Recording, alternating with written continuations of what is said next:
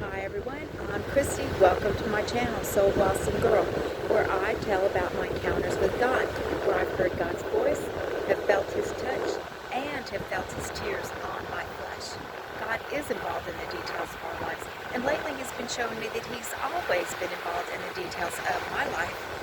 So I live in Northwest Florida, in Fort Walton Beach, Florida, on the Gulf of Mexico, where we have the world's widest beaches, unbeknownst to many Americans. So I thought that we'd have a little beach chat today while I tell about an encounter with God that I had back in 2007. 2007, I was sound asleep in the middle of the night, and this loud, thunderous voice booms out of the dark, "Sobriety." And I bolted up out of bed, and I'm like, oh my God, that's the voice of God, and He's telling me to be sober. And I'm like, how am I going to be sober? That means not another cold beer ever. And I was devastated. I wrote on a piece of paper in an orange marker, "Sobriety." And I wasn't awake but a few minutes. And I thought, oh my gosh, I can never have another drink, and God has told me to be sober. Now see these snow white beaches? These are the beaches I grew up in. I'm a Florida girl. It's tattooed on my heart. But these beaches can tell a lot of stories about drinking, being really, really wasted a lot. This was a party town back in the 1970s, and I lived every bit of that sex, drugs, rock and roll mantra that we live by. So I really started a battle to stop drinking. I never thought I had a problem, but it was just something that I've always been a part of me since I was 15 years old. Drinking is so common. Drinking is what we do. Drinking is a part of life. And then I was injured in a car accident in 2008 where my sternum was crushed. Sternum connects the bones, the ribs, and the spine together. And once it was damaged, I really couldn't breathe very well. And as I was laying in bed healing, God started playing the videos of my life. In my mind's eye, videos of me drinking, and all my drunkenness just started playing out. They would just play for a short time, and then I would just cry and cry, but seeing myself this way. And the videos were like 35 millimeter Father's Home movies, shot from God in His angle. The view that He saw is the view that my earthly father could never see. Now I have my real father and then my stepdad. They never knew I was such this crazy party girl. But God saw it all.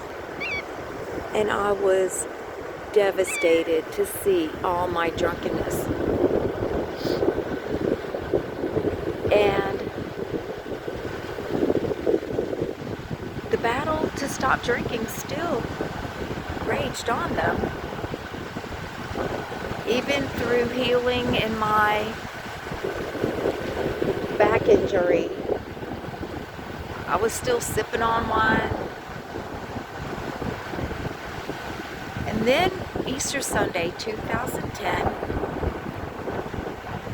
when I woke up, the desire to drink was totally gone.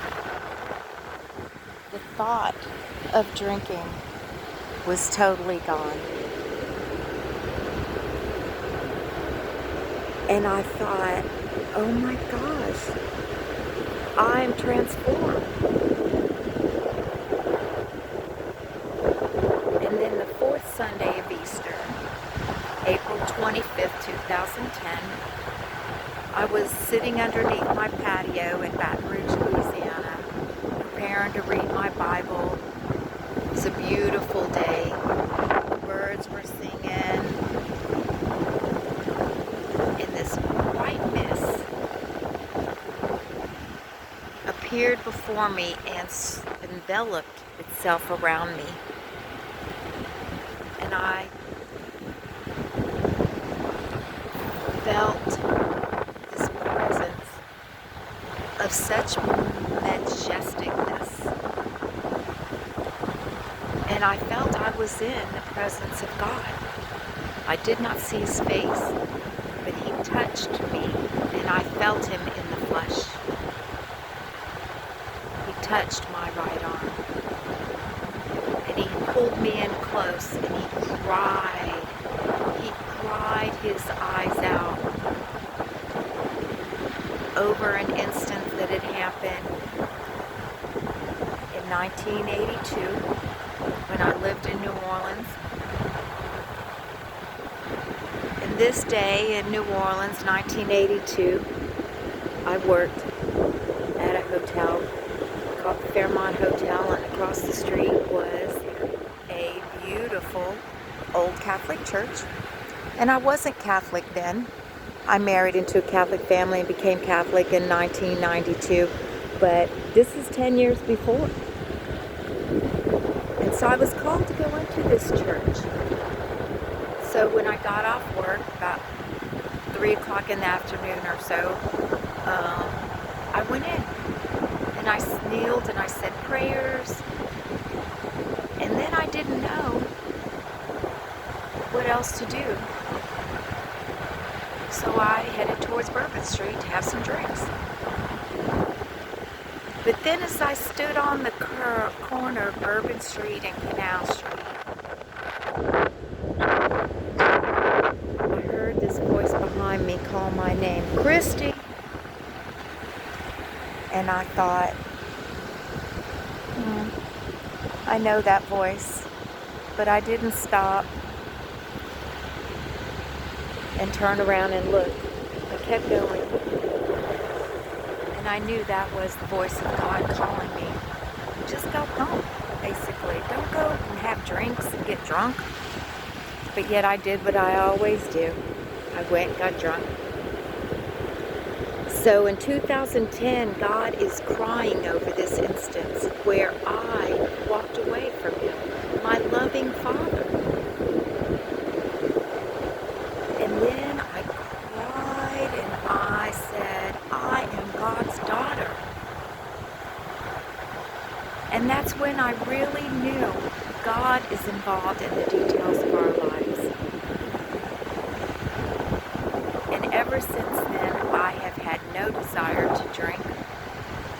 The thought of drinking is totally gone. There used to be a voice in my head that used to say, gotta have a beer, gotta have a drink, gotta have a beer. Sometimes I would go out and say I was going to order water, and I would order water, but then I would still have 3 Cosmopolitans by the time I had left, and I would be so mad at myself. But no longer were these incidents happening. I was amazingly healed. That's God's amazing grace. I have witnessed it firsthand. And that's why I'm doing these podcasts. God is involved in the details of our lives. And I hope that each of you will look at your life and see. Maybe he hasn't shown you the videos of your life, but he's got them. And he didn't wait till I'm dead and no longer on this earth where it wouldn't do me any good. Being lost in alcohol is no fun. And I don't miss it. And now I'm sober 14 years. This April, 2025, will be 15 years. And I think, why did I like alcohol so much? Why? It's poison for our hearts, souls, minds. And God's amazing grace abounds for all of us.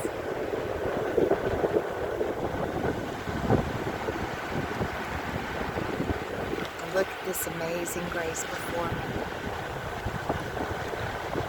So, I hope that each of you have maybe been inspired by this story to see God in your mind's eye, how He's involved in the details of your life. Peace, love, good vibes all.